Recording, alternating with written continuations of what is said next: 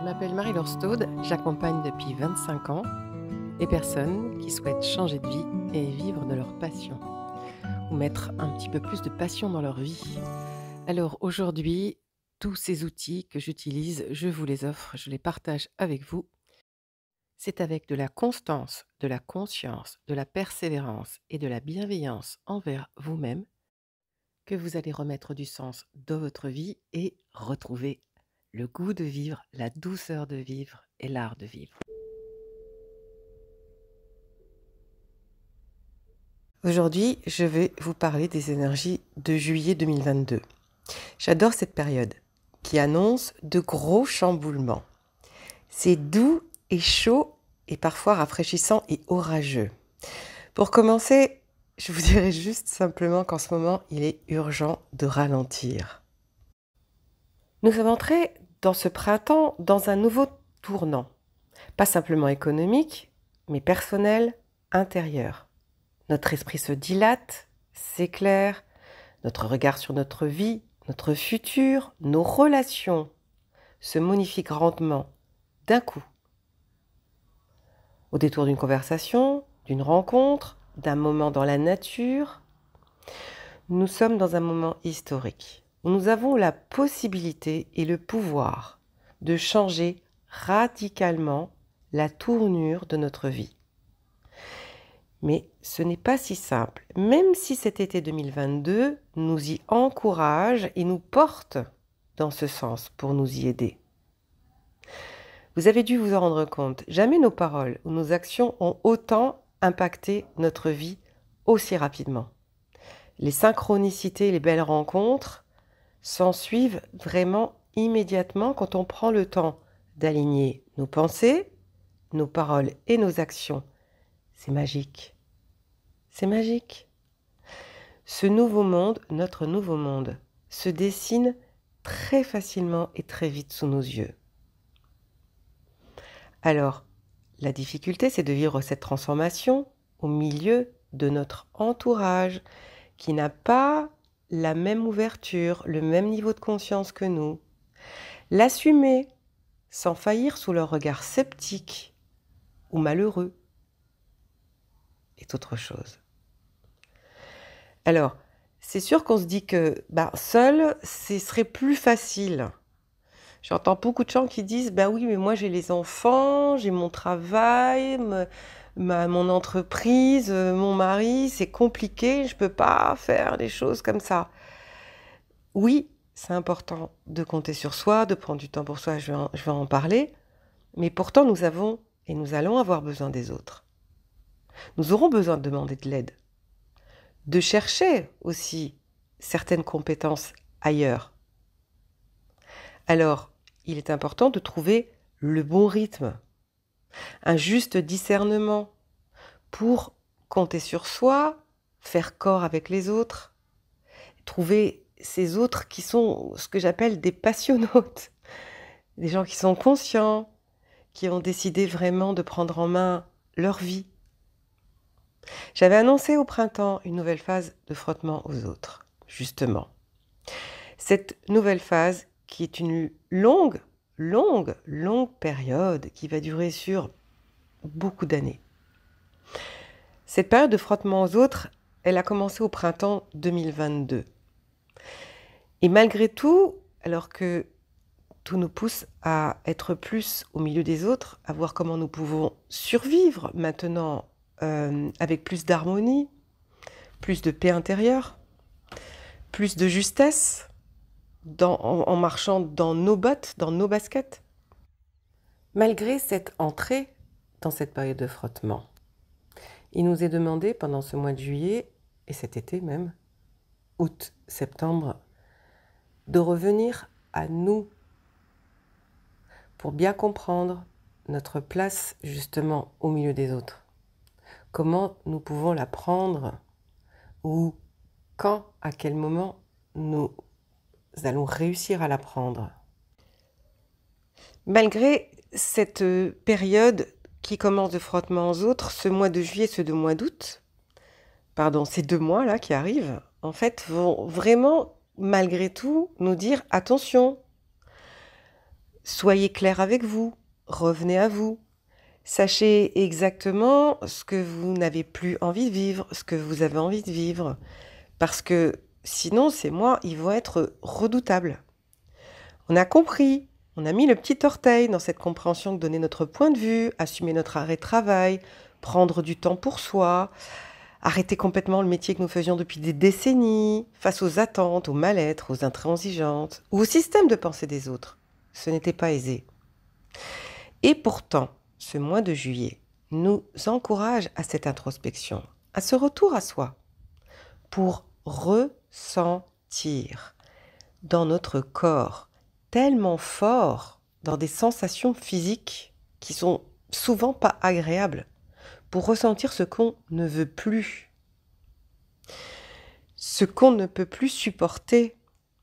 Notre corps le crie, le montre, vraiment. Ça va être par des éruptions cutanées, par des problèmes digestifs, un poids sur le plexus, un mal de gorge, on tombe tout le temps malade, on a des fatigues de dingue, on a mal à la tête, on se casse ou on se tord les articulations.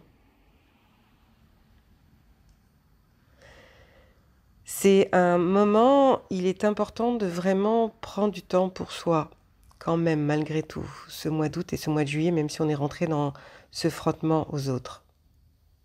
C'est important pour retrouver de la force, pour prendre en main cette destinée, pour vraiment avoir cette force et ce courage de commencer à véritablement œuvrer pour transformer notre vie, plus à l'image des désirs de notre âme. Nous avons envie d'accomplir notre mission, d'être heureux à notre place sur cette belle planète. Pour profiter de la vie dans la douceur, avoir une juste présence aux autres, des relations saines avec les gens qui nous entourent. Pour faire ce qui nous met en joie, pour arrêter de se dénigrer, de souffrir du manque d'amour, d'avoir plus de respect pour nous-mêmes, de se faire respecter enfin par les autres. Mais pour ça, il faut avoir pris du temps, de recul, pour entendre notre âme, pour accepter de se dire que nous avons cette partie aussi en nous, qui essaye de nous chuchoter à l'oreille ce qu'elle aurait besoin pour être plus heureuse et en paix. Encore, faut-il avoir ce temps de l'écouter, d'être conscient de la présence de notre âme. Nous avons déjà eu tellement de mal à intégrer notre corps dans notre système de pensée.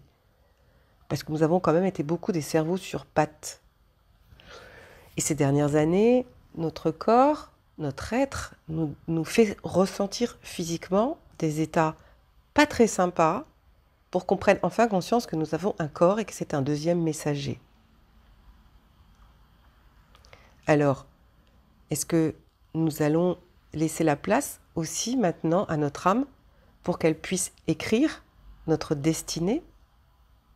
Est-ce que nous allons avoir le courage d'assumer notre différence? D'arrêter de nager à contre-courant parce que c'est épuisant. J'ai nagé dans la mer, là, la semaine dernière, ces dernières semaines d'ailleurs. Et je me suis retrouvée à nager face aux vagues. Je me suis fait emporter par le courant. C'était fatigant, c'était épuisant, je n'avançais pas.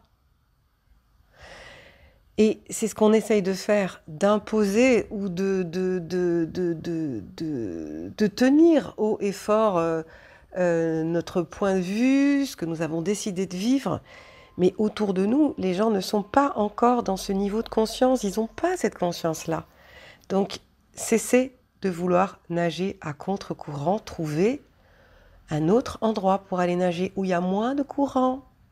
Vous pouvez suivre le courant sans être bousculé par tous ceux qui ont décidé de nager en même temps pour gagner une médaille. Allez juste nager par plaisir dans un autre point d'eau.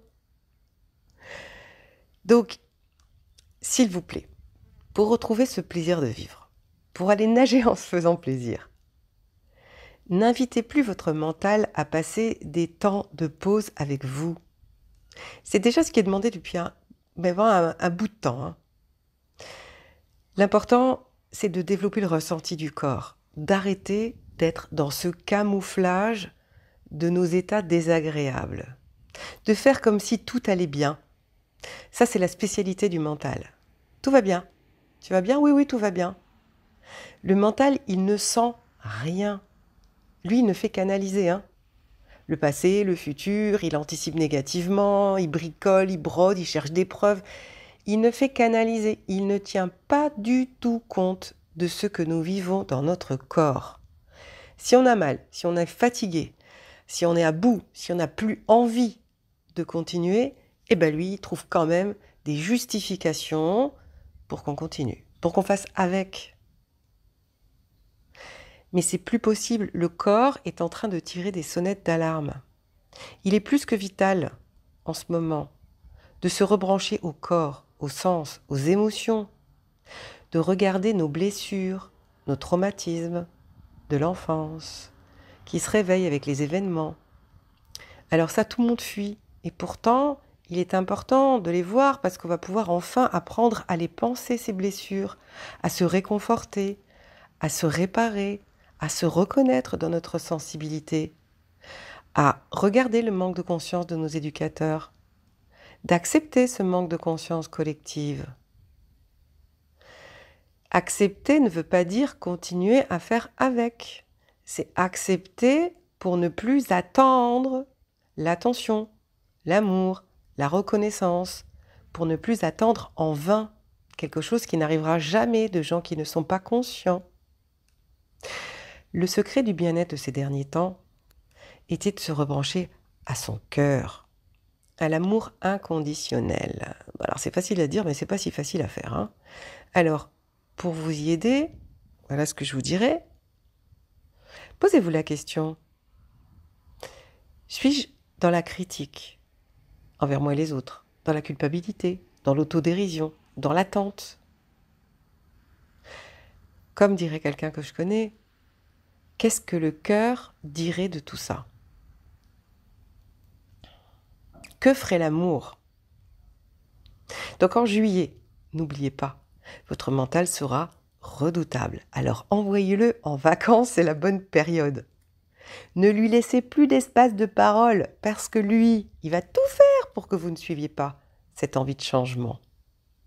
Parce que son challenge à lui, hein, c'est pas de vous amener là où vous serez heureux, c'est pour vous éviter d'être malheureux à cause, entre guillemets, des autres.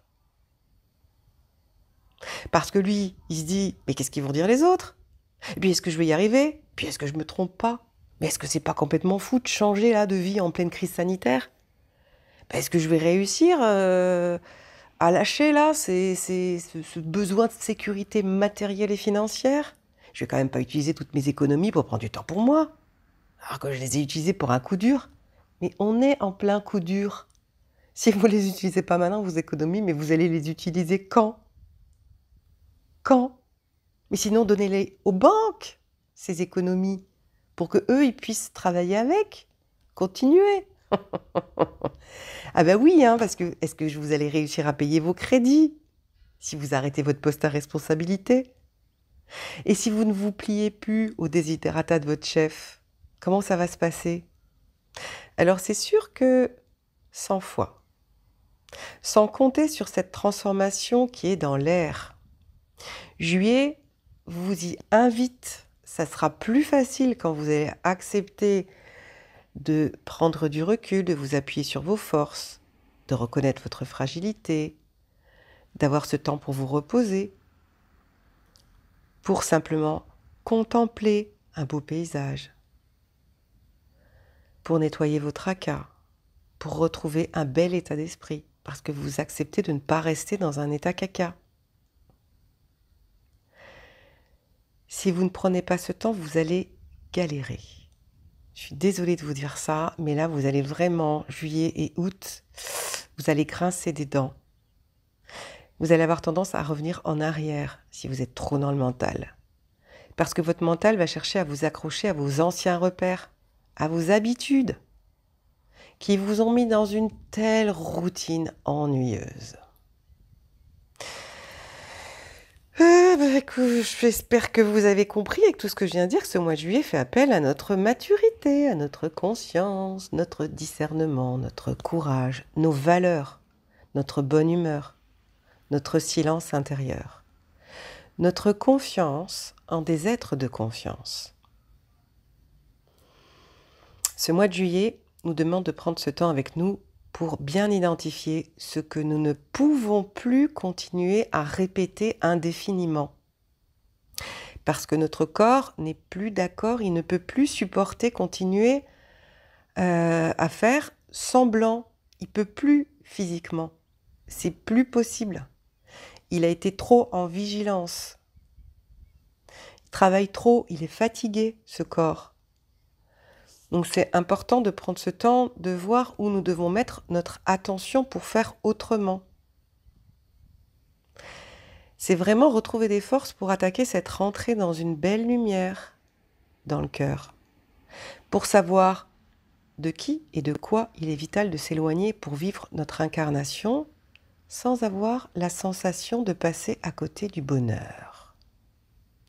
Pour ne plus nous en vouloir, de ne pas avoir bougé assez tôt, d'avoir accepté l'inacceptable pendant si longtemps sans rien dire, d'avoir perdu du temps, de ne pas vous être pris en main plus tôt. Ça sert à rien, c'est pas la peine. Tout ce temps, toutes ces expériences, toutes ces décennies étaient là justement pour vous faire vivre des choses, pour que vous puissiez avoir toutes ces expériences ou ces non-expériences pour vous rendre compte que si vous ne bougez pas maintenant votre vie, vous allez bouger quand ? Si avec ce moment si particulier, cette faille spatio-temporelle qui se passe depuis quelque temps, si vous ne profitez pas là maintenant de faire un grand pas, de sauter dans autre chose, si vous n'acceptez pas d'aller vers l'inconnu, vous allez le faire quand ? Est-ce qu'il y aura une meilleure occasion ? Pour résumer ces mots, les maîtres mots de ce mois de juillet: passion, valeur, repos, discernement, temps pour soi de recul, sensibilité, esprit ouvert, force et courage de s'écouter, de se faire confiance, de rester branché au cœur, de se débrancher de la raison. En fait, de décider vraiment d'arrêter de se faire des nœuds au cerveau, d'arrêter d'écouter et de faire confiance au cerveau. Et de faire beaucoup plus attention à ce que votre corps essaye de vous dire. Sans prendre du temps pour vous, vous n'y arriverez pas. Stopper l'autocritique, la flagellation, sentir à qui faire confiance, de qui s'éloigner. Qui ou quoi devons-nous abandonner ? Retrouver une belle énergie pour accomplir notre destin. Pour conclure, ce mois de juillet, c'est prendre en main notre destinée. C'est choisir le chemin le plus doux pour la vivre. Pour trouver, vivre la paix intérieure. Parce qu'elle est bien plus agréable que les guerres d'ego, où personne ne gagne en sérénité et en grâce. Ce mois de juillet est une période importante, vitale, incontournable. C'est le moment de prendre des vacances avec vous, pour la première fois. C'est le moment de prendre du temps pour décider de vous accorder le temps nécessaire à la transformation. C'est le moment de retrouver vos envies, vos passions d'enfant. Quand vous étiez dans l'innocence, dans la foi, dans l'émerveillement de la vie. Retrouvez ce qui vous touche, ce qui vous fait vibrer. Prenez ce temps, c'est ce que je vous souhaite pour ce mois de juillet 2022. Alors, on se retrouve au mois d'août. Si vous n'êtes pas abonné à cette chaîne, faites-le. Moi, aujourd'hui, je ne suis plus simplement une coach de vie. Je suis là pour vous accompagner et vous aider à vous poser, à remettre du sens dans votre vie, à kiffer votre vie. Arrêtez de croire qu'il faut serrer les fesses, courber les chines. à comprendre que vous pouvez être maître de votre destin. Alors, utilisez ces outils. Venez vers moi pour un accompagnement si vous êtes prêt à prendre du temps, à vous mettre en priorité. J'adore travailler avec les passionnautes. C'est comme ça que je les appelle. Les personnes qui font partie de ce nouveau monde de kiff. Mais c'est pas si facile que ça. Mais je sais que ceux qui sont prêts, tout ça fait écho. Alors, je vous souhaite un très bon été et je vous donne rendez-vous tous les jours sur cette chaîne. Et au mois d'août pour le coaching inspiré de ce prochain mois pour bien attaquer dans la douceur notre rentrée.